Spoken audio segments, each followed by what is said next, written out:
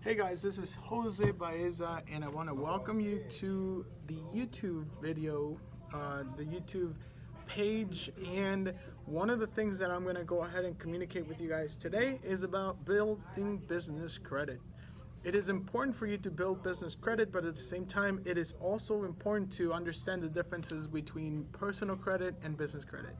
One of the misconceptions that I always get is that somebody that's looking to build business credit, they're trying to build it off of their business alone and not their personal credit. And I get asked, why do I need to go ahead and give you my social security number or give you my personal business report my personal credit report when I'm trying to build business credit? Well, the thing is that in order for you to build business credit, you need to have some sort of collateral, and that collateral doesn't always have to be in terms of something physical like a home or a car or even just property. Sometimes it could be as easy as your personal credit that could be used as collateral. The thing is that when you're building business credit, you have to start it off with, slowly, and it's not always easy. In today's society, everyone wants something quick, fast, and right away, but when it comes to building business credit, it can be a slow process. Doesn't have to be, as long as you do everything that you need to do, then you can make it work. Does that make sense? So number one is you need to get your credit up and going on your personal credit report. So make sure that you have built some sort of business history, some personal history. So meaning that you have some open accounts on your personal report, as well as making sure that you have been paying your bills on time.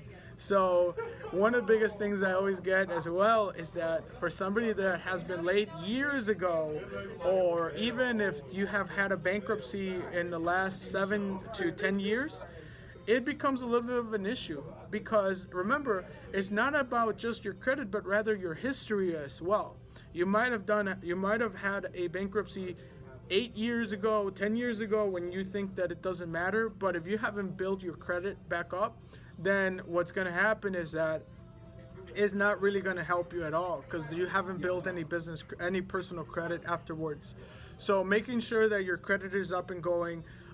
When it comes to the credit repair process, you need to make sure that you're dealing with a credible source. There are a lot of people that nowadays they're credit experts, they're credit builders, and they're credit repair individuals.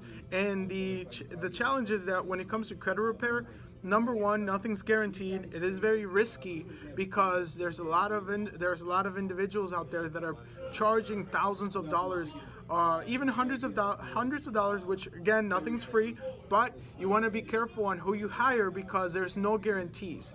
One of the things that you need to look out for are those individuals that are guaranteeing a certain result. It doesn't mean that they cannot provide that result, but it does mean that you have to be really careful, because anything can happen. And the moment somebody guarantees something, then they're giving you a heads up that either they're not great at what they do, so they're trying to get that guarantee just so you can pay them, or as long as they let you know that they'll give you your money back if there is if they cannot get the results that you're looking for. But just be really careful on who you hire. That's why for me, I always recommend only 2 people. I've run across hundreds of individuals that actually end up doing credit repair, but I only focus on 2 people that so far have proven to me that they are able to do what they say they can do. And for that reason, just be really careful on who you work with when it comes to credit repair. Typically, credit repair agencies can charge anywhere from $20 to $50 per inquiry, or sometimes they can charge a flat fee of a minimum of $200 to get it set up, to where they charge a monthly maintenance fee of $99 plus. There's so many different programs out there.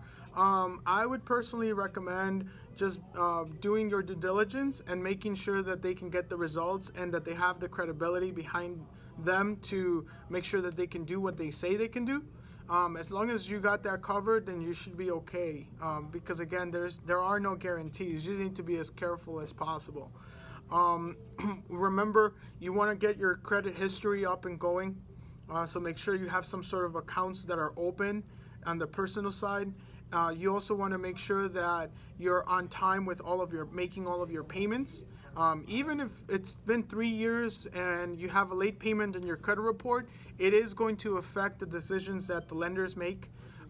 Thirdly is making sure that everything on your credit report is in order. So sometimes credit reports don't always report all of the accounts, or sometimes it's missing some accounts. So you just want to make sure that everything's in order, everything's updated, and if there is a mistake, then you can easily call the credit bureau and get that fixed, or you can hire somebody to get that credit repair fixed. One last thing is that I want to mention about authorized users. Authorized users, I'll make another video for this, you guys, but typically when it comes to authorized users, you want to be a little bit careful because they don't have the same, they actually do not have the same strength as before. So I'll be making another video. Just stay tuned. I'll go over the details on that, and looking forward to working with you guys. If you guys have any questions, just go ahead and reach out to me at the following link, which is stated on the description box, and I'll see you guys soon, hopefully at one of the events that I throw all over the country, or I'll talk to you over the phone.